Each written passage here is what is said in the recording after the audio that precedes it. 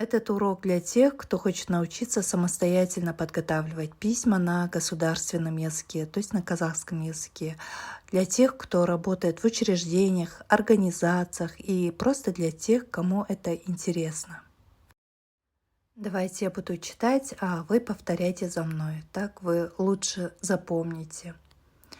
В соответствии, сәйкес, согласно, сәйкес. В связи с тем, что, одно слово, байланысты, по бойынша, жөніндегі. Смотрите, если скажем по плану, будет жоспар бойынша, а если скажем план по развитию, тогда будет слово жөніндегі.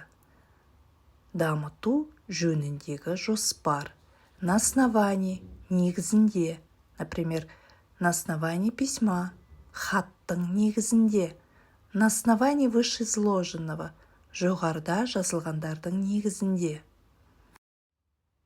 Закон, заң, законодательство, заңнама, например, законодательство Республики Казахстан, Қазақстан Республикасының заңнамасы, указ, жарлық, всегда с заглавной буквы, например, указ президента, президенттің жарлығы, указание, нұсқау, например, указание начальника, бастықтың нұсқауы, распоряжение, өкім, например, распоряжение акима, әкімнің өкімі, поручение, тапсырма, например, поручение начальника отдела, бөлім бастығының тапсырмасы.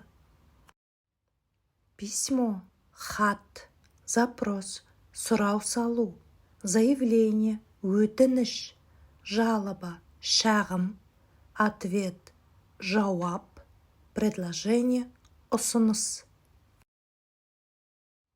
А теперь словосочетание с этими словами. В соответствии с законом, заңға сәйкес, согласно плана, жоспарға сәйкес, согласно письма, хатқа сәйкес, на основании письма, хаттың негізінде, на основании вышеизложенного, жоғарыда жазылғанның негізінде. Тағы да мысалдар келтірейік. Согласно вашего письма, сіздің хатыңызға сәйкес.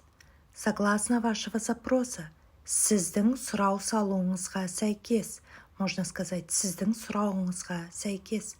По плану, жоспар бойынша. Согласно плана, жоспарға сәйкес. По поручению, тапсырма бойынша. По вашему поручению, сіздің тапсырмаңыз бойынша. Если вам интересна данная тема, комментируйте, спрашивайте, я обязательно вам отвечу. Подписывайтесь, и я дальше буду делать уроки по делопроизводству.